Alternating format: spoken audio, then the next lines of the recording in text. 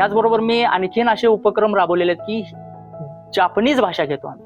Japanese, आता तुम्हाला प्रश्न पडला असेल की जापनीजच भाषा का, तर ही इंटरनॅशनल भाषा शिकवण्याचं एक प्रयोजन आहे की माझी शाळा इंटरनॅशनल झाली नसली पाहिजे, मुलांची डोकी इंटरनॅशनल झाली पाहिजे.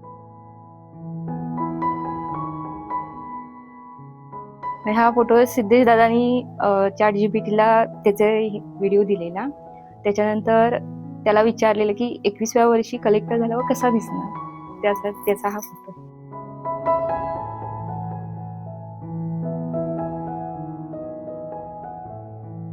आम्हाला खूप बरं वाटतंय, कारण का आम्ही म्हणजे बघतोय आता जे आम्हाला शिक्षण भेटतंय आमच्या मुलांना, त्याच्यासाठी तर खूप फी भरावी लागते, पण आमच्या मुलांना मोफत भेटतंय आणि हे सरांचे आणि मॅडमचे खरंच उपकार आहेत आमच्यावर. मला वाटलं की पोलीसच मोठे असतात आणि नंतर सरांनी सांगितलं की पोलीस मोठे नसतात, कलेक्टर मोठे असतात आणि म्हणून मी आता प्रयत्न करत आहे. मी 10 वर्षाचा आहे. माझी मम्मी गृहिणी आहे, माझे पप्पा रिसॉर्टवर काम करतात आणि मला 21व्या वर्षी कलेक्टर व्हायचं आहे.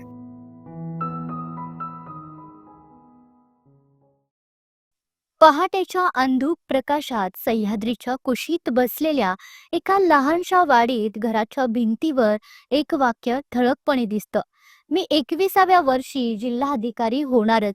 ही केवळ भिंतीवर लिहिलेली ओळ नाही, तर ती आहे एका दुर्गम गावाच्या स्वप्नाची साक्ष. कोल्हापूर जिल्ह्यातील शाहूवाडी तालुका म्हणजे दऱ्याखोऱ्यांनी व्यापलेला वाड्या वस्त्यांचा अतिदुर्गम भाग. 2 वाड्यांमधील अंतर 5 ते 10 किलोमीटर. अशा या दुर्गम परिसरातील चाळणवाडी गावात जेमतेम 35 घरं आणि 150 ते 200 लोकसंख्या. उदरनिर्वाहासाठी शेतीवाडी आणि पडेल ते काम करणारी माणसं. मात्र या गावच्या मध्यभागी असलेली जिल्हा परिषद प्राथमिक शाळा आज संपूर्ण राज्याचं लक्ष वेधून घेतेय. 1ली ते 4थी पर्यंत अवघे 9 विद्यार्थी असलेल्या या शाळेत 3 वर्षांपूर्वी शिक्षक संदीप पाटील रुजू झाले आणि इथूनच बदलाची खरी सुरुवात झाली. 19 वर्षाचा अध्यापनाचा अनुभव असलेल्या पाटील यांनी ठरवलं, शाळा आंतरराष्ट्रीय करायची नाही, तर विद्यार्थ्यांना आंतरराष्ट्रीय बनवायचं आहे. याच संकल्पनेतून त्यांनी विद्यार्थ्यांमध्ये मोठी स्वप्न पेरायला सुरुवात केली. जिल्हाधिकारी होणं, स्पर्धा परीक्षांमध्ये यश मिळवणं, आत्मविश्वासानं जगासमोर उभं राहणं हे इथल्या मुलांचं बाळकडू बनलं. दुर्गम भागातील चाळणवाडी गावात मोजकीच कुटुंबे असून शिक्षणाचा अभाव जाणवतो. मात्र आज या गावातील भावी पिढी हातात टॅब घेऊन डिजिटल क्लासरूममध्ये आत्मविश्वासाने शिक्षण घेताना दिसते. हे दृश्य पाहून अल्पशिक्षित असलेले विद्यार्थ्यांचे आई वडील भारावून जातात. आम्ही शिक्षण घेऊ शकलो नाही, पण आमच्या मुलांनी घराच्या भिंतीवर लिहिलेलं मी 21व्या वर्षी जिल्हाधिकारी होणारच हे वाक्य पाहिलं की ऊर अभिमानाने भरून येतो, असं ते सांगतात. अभ्यासासाठी पहाटे 4:30 वाजता उठणारी ही मुलं शिक्षक संदीप पाटील आणि श्रुती पाटील यांच्या मार्गदर्शनामुळे उज्ज्वल भविष्याकडे वाटचाल करत असल्याची भावना कविता पवार आणि संध्या चांदे यांनी व्यक्त केली. माझे नाव संध्या रुपेश चांदे. माझ्या मुलगीचे नाव रिद्धी रुपेश चांदे. ती आता इयत्ता 3री मध्ये शिकत आहे. सर आणि मॅडम आल्यापासून त्यांच्या अभ्यासामध्ये खूप प्रगती झालेली आहे. रिद्धीला अभ्यासला बसायला पण सांगायला लागत नाही. ती स्वतः शाळेतून येते, स्वतः अभ्यासला बसते, सकाळी पण उठून स्वतः अभ्यास करते. प्रज्ञाशोध परीक्षेला सरांनी तिला पहिल्यांदाच बसवली. ती पहिलीमध्ये तिनं तालुक्यात पहिली बसली ती. त्यावेळेला आम्हाला खूप आनंद झाला होता. तालुक्यात पहिल्यांदा बसली तेव्हा, म्हणजे स्पर्धा परीक्षा आम्हाला काय माहितीच नव्हत्या, त्यामुळे पहिल्यांदा तिला खूप आनंद झालेला. आणि त्याच्यानंतर 2रीमध्ये सरांनी पहिलीत तिनं गुण जास्त हे केल्यामुळे सरांनी परत तिला दुसऱ्या मंथन परीक्षेला आणि प्रज्ञाशोध परीक्षेला बसवली होती. मग मंथन मध्ये तिला राज्यात 7वी बसली आणि कोल्हापूर जिल्ह्यामध्ये 2री आली. इचलकरंजीला तिचा सत्कार होता, त्यावेळेला सर आम्हाला घेऊन गेले होते. आणि सर आणि मॅडम आल्यामुळे आम्हाला म्हणजे असं कुठल्या गोष्टीची आतापर्यंत सरांनी कमतरता करू दिलेली नाही. वही, पेन, पुस्तक सगळं सरांनी आपल्या खर्चातून सर आणतात. आम्हाला कुठल्याच गोष्टीची हे नाही, म्हणजे आम्ही खर्चच केलेला नाही. आम्हाला टेन्शनच नाही कसलं, दप्तर म्हणा, वही, पेन, पुस्तक काय सुद्धा नाही. तिची इच्छा आता म्हणजे ती म्हणते मी कलेक्टर होणार, पण आम्ही तसा प्रयत्न करील तिला शिक्षण देण्याचा. आमची परिस्थिती तशी नाही आहे, म्हणजे अशी थोडी हेच आहे आमची परिस्थिती. घरात अभ्यास ती म्हणजे वेळेवर तिला सांगायला सुद्धा लागत नाही अभ्यास करायला. ती एवढा अभ्यास करते की ती झोपेत पण बोट मोजते. तो सरांना मी व्हिडिओ पाठवला होता झोपेत बोट मोजताना. वहीत होय, तिने वहीत लिहून ठेवले. मी तिला म्हणजे एक वाक्य लिहून दिलं होतं, आई बाप कष्ट करतात याची जाण तुला असू दे, भविष्यात तुझ्यामुळे चांगले दिवस दोघांनाही दिसू दे, असं तिने लिहून ठेवलं वहीमध्ये. ती बोलली मी सरांना पण दाखवणार, पण अजूनपर्यंत काही दाखवलं का नाही मला माहिती नाही, पण ती बोलली दाखवणार म्हणून. आणि ती बोलून पण दाखवणार होती. ज्या वेळेला ते सिद्धेश दादा आले होते ना, त्यावेळेला बोलून दाखवणार होती. मग तिने लक्षात नसणार बहुतेक, त्यामुळे दाखवलं नाही बोलून. हा बोलतेत त्यांच्यामुळे आता आमचं नाव आम्हाला यायला लागलंय. ती बोलते त्याच्यामुळं आम्हाला पण जपनीज नाव आमचं यायला लागलंय.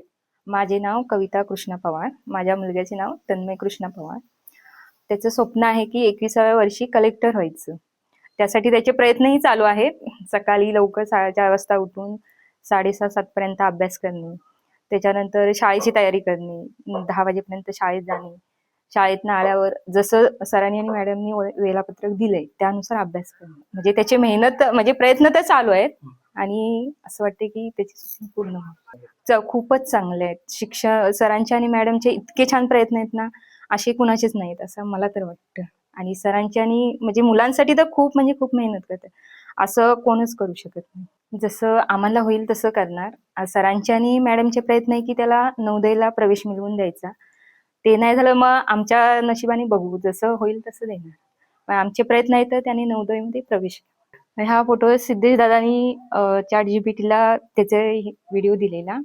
त्याच्यानंतर त्याला विचारलेलं की 21व्या वर्षी कलेक्टर झाल्यावर कसा दिसणार, त्याचा हा फोटो आहे.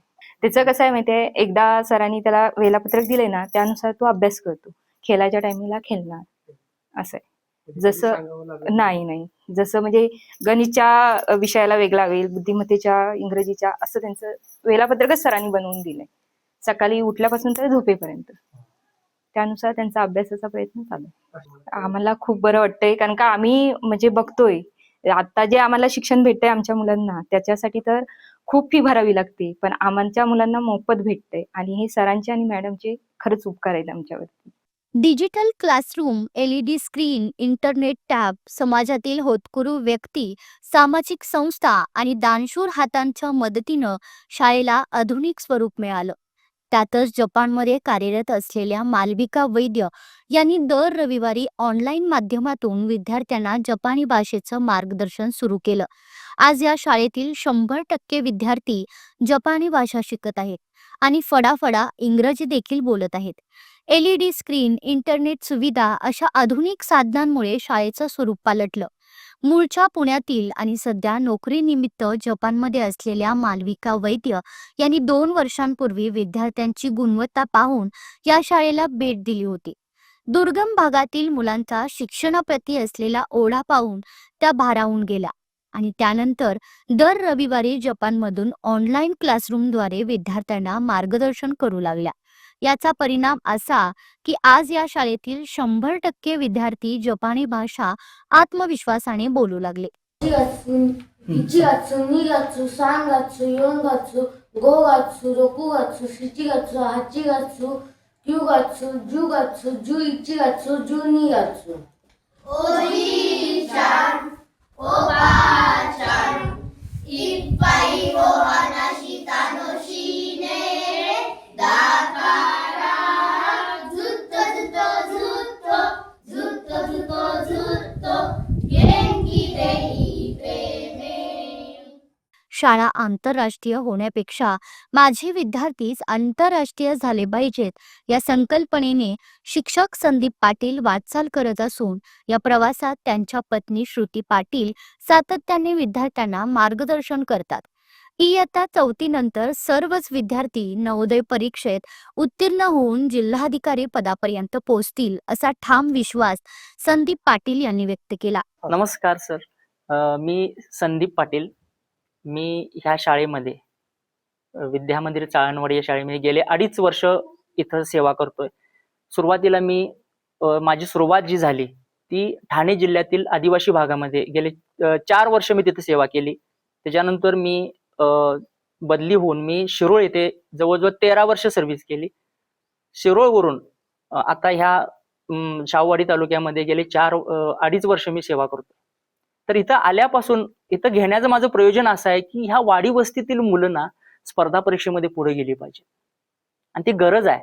आणि त्याच्यासाठी आम्ही गेले 2.5 वर्ष प्रयत्न करतो. या कामी माझी पत्नी देखील श्रुती पाटील यांचा हातभार फार मोठा आहे.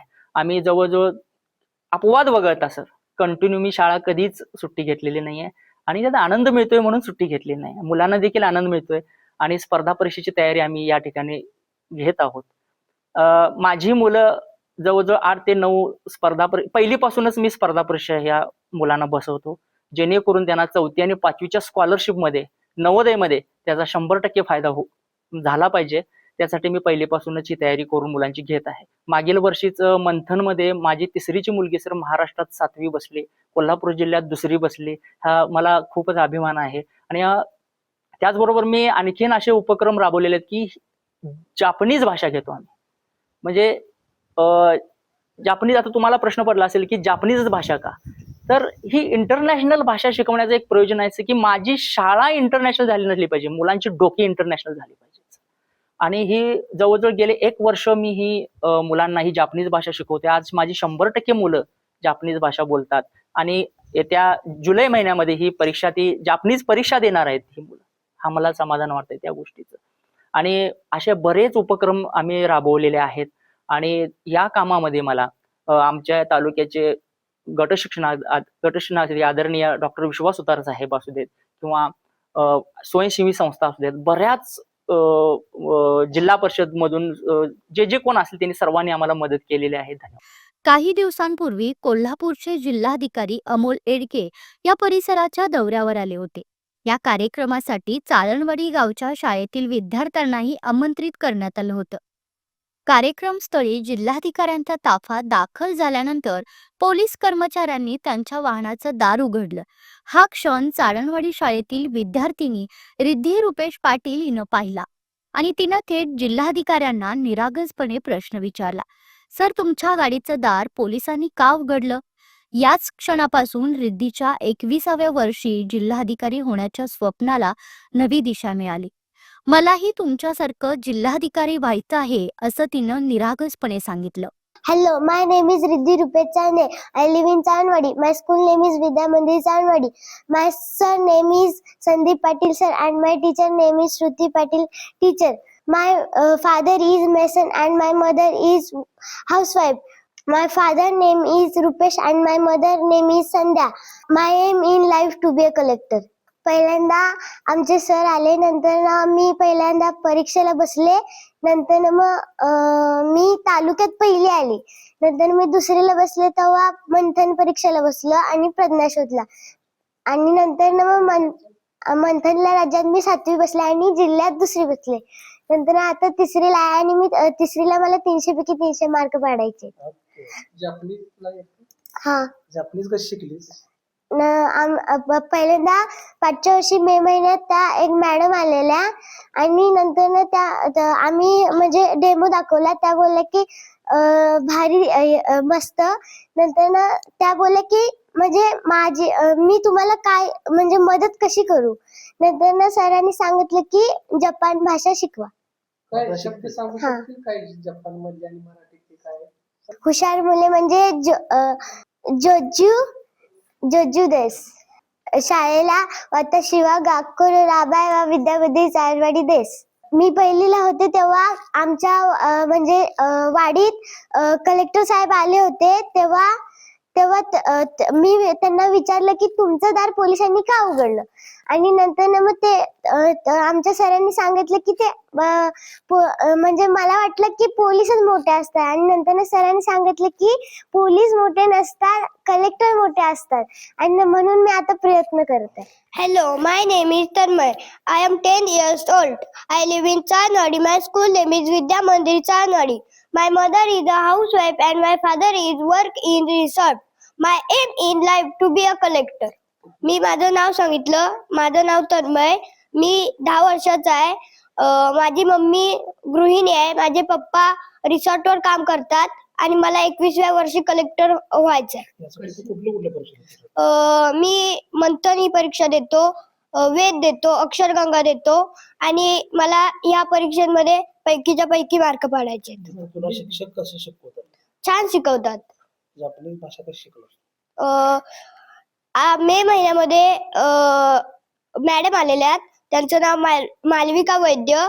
त्यांना आम्ही डेमो दिला. त्या डेमोतून त्या अगदी प्रसन्न झाल्या. त्या म्हणाल्या की आम्ही तुम्हाला काय मदत करू शकतो. तेव्हा आमच्या सरांनी सांगितलं की तुम्ही आम्हाला जपानी भाषा शिकवा. शाळा किती वेळ बसता तुम्ही शाळेमध्ये? किती वेळ? टाइम नाही लागत. किती सकाळी किती तुझी 10ला आणि संध्याकाळी 7, 7:30. कंटाळा येत नाही शाळेमध्ये असं? नाही. म्हणजे खेळू वाटत? कंटाळा घालवण्यासाठी काय? खेळायला म्हणजे कंटाळा आला की खेळायला विचारतो तेव्हा सर आम्हाला खेळायला सोडतात. काय काय खेळ खेळतात? Kabaddi, kho kho, carrom, bat ball, cricket. मी वाताशिनो, मायनीची, योजिनी, ओकीबाज म्हणजे मी 4 वाजता उठतो. चारणवाडीची ही शाळा एक गोष्ट ठळकपणे सांगते. सुविधा कमी असल्या तरी शिक्षकाची दृष्टी, समाजाचा पाठिंबा आणि विद्यार्थ्यांची जिद्द असेल तर वाड्या वस्त्यांमधूनही जिल्हाधिकारी घडू शकतात.